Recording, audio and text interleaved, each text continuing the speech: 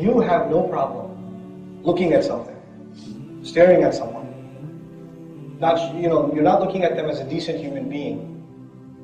You're looking at them as an animal, as a piece of flesh. That's all you're looking at them as.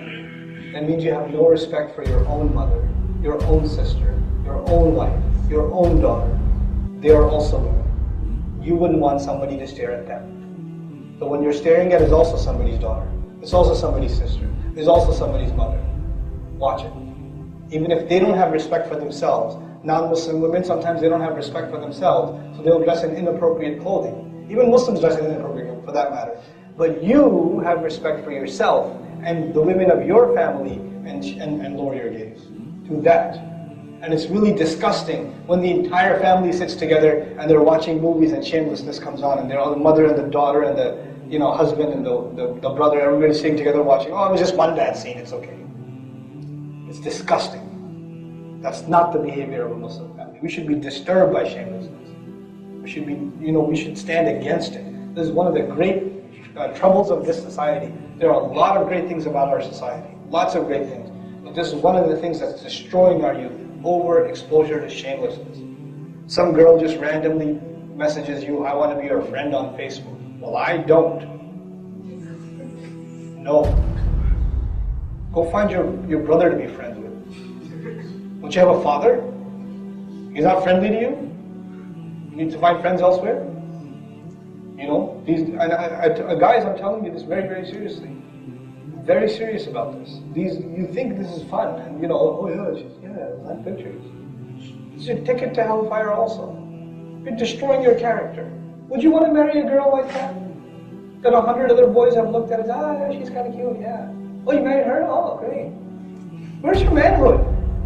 The Muslim, they have a sense of haya. The women and the men. And our women, nobody's supposed to look at your wife except who? You. Nobody's supposed to enjoy her beauty except you. Right? You would be disturbed if somebody said, oh, mashallah, you're a really beautiful wife. You'd be disturbed by that. Right? We're supposed to be as disturbed when we look at non-maharim. We're supposed to have that sense of shame. I don't know where it's gone. It's on vacation nowadays. For a lot of Muslims, it's on vacation. Revive that sense of shame. This is very important. It will destroy your family life. You will not be able to have a healthy marriage. You will certainly not raise good children if you don't have a sense of shame. You have to have a sense of shame. The kind of filth that is on television, the kinds of things you're watching. The Messenger warned us, alayhi salatu wassalam. Kariyat Asiyat, they're wearing clothes, but they're not wearing clothes. He warned us of a time like that. And that's it's just PG-13. It's okay, we can go. It's just PG-13. Oh, it's just one bad scene in there. Oh, it's not that bad. Right? What do you want us to do then? Because, I can't even watch the movie. My parents don't let me do anything. My life is so sad because I didn't watch whatever. Right? Get over yourself and get over this obsession with entertaining yourself. You're a free person. There is life other than television and other than movies and other than Hulu.com and other than, whatever else. There's life outside of that too. There's still oxygen to breathe. You'll survive, trust me. You'll still be alive if you abandon those things. Actually, you'll be much happier too. The thing is, I can tell you what not to do, but finally I have to tell you what to do, right? Because if you're not doing all of that, then what are you doing? Find time doing sports. Go out. Start jogging or something. Find a healthy activity. I'm not saying necessarily find a religious activity. I don't expect that from you. But I do expect, find an activity that at least isn't making you a worse human being. You understand what I'm saying? At least do no harm. At least do no harm. And the elders here that are sitting, please, just a minute of your time. If our youth are coming together in the masjid, and they're not learning anything about Islam. They're just sitting here, eating pizza or whatever, and just talking about stuff. Some random video game. I'm so happy that they're doing that. Because if they weren't doing that here, they're probably doing something much worse at home. So don't say, hey, these children, what are they doing? Please don't do that. Let them be here. Because the alternatives are worse.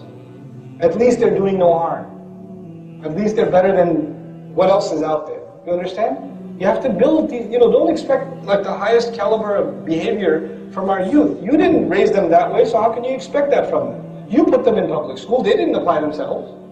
You put them there, you expose them to shamelessness 8 hours every day, and then when they don't act like, the tabi'een, they're like, how can they behave like this in the masjid? What's the matter with you? Get real, accept reality, this is reality. So, I sincerely ask the elders of our community to have more tolerance for youth in the masjid, to be more welcoming to them, to not push them away. And I sincerely ask you, young guys, the last bit of advice is about shamelessness, and I'm done, inshallah. I promise this time, I'm done, I mean it. Find better company to hang out with. If your company is shameless, you will be shameless. If your company has shame and decency, you will develop shame and decency. If your company is messed up, they will drag you to hell with them. And you'll think that they're cool. But a day will come when they'll be really, really hot.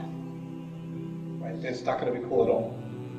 So I pray you take some of this advice seriously, inshallah ta'ala. I didn't want to talk about too many things, but I ended up doing so anyway. I just feel like, I don't spend a lot of opportunity talking to youth about just simple advice.